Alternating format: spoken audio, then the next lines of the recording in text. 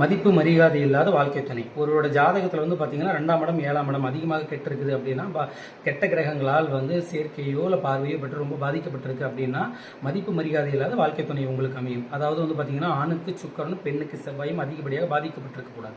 ஆணுக்கு சுக்கரன், பெண்ணுக்கு செவ்வாய். ஒருவேளை ஒருவருடைய ஜனனகால ஜாதக லக்னத்துக்கு 2ஆம் இடத்துல வந்து பார்த்தீங்கன்னா சுக்கரன் வந்து சனியினோட சேர்ந்து இருக்கும் பொழுதோ அல்லது ராகு கேதுக்குனால அஸ்தங்க தோஷம் அடைஞ்சிருக்கும் பொழுதோ, 7ஆம் இடத்தில் அதே போல் சுக்கரன் ராகு கேதுக்குனால அஸ்தங்க தோஷம் அடைஞ்சு சனியோட சேர்ந்து இருக்கும் பொழுதோ, சூரியன் சனி சேர்க்கை இருக்கும் பொழுதோ இந்த வகையான ஆணுக்கும், அதே போல் பெண்ணுக்கு 2ஆம் இடத்தில் செவ்வாய் வந்து சனியினால பாதிக்கப்பட்டோ ராகு கேதுக்கினால் சேர்ந்து அஸ்தங்க தோஷம் அடைஞ்சோ, 7ஆம் இடத்தில் செவ்வாய் வந்து ராகு கேதுக்கினால் பாதிக்கப்பட்டோ அல்லது சனியினால சேர்ந்து இருக்கும் பொழுதோ அல்லது சூரியன் சனி சேர்க்கை இருக்கும் பொழுதோ, அது மட்டும் இல்லாமல் உங்களோட பாதகாதிபதி நான் சொன்ன இந்த கிரகங்களோட சேர்ந்து இருக்கும் பொழுது உங்களுக்கு மதிப்பு மரியாதை இல்லாத வாழ்க்கை துணை அமையும்.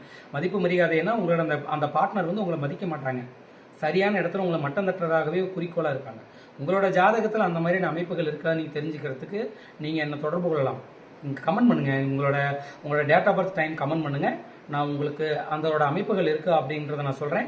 நான் உங்கள் அன்பு ஜோதிடர் பார்த்திபன் வாசு, செல்வ கணபதி ஜோதிடம். வாழ்க வளர்க, வாழ்க வளமுடன்.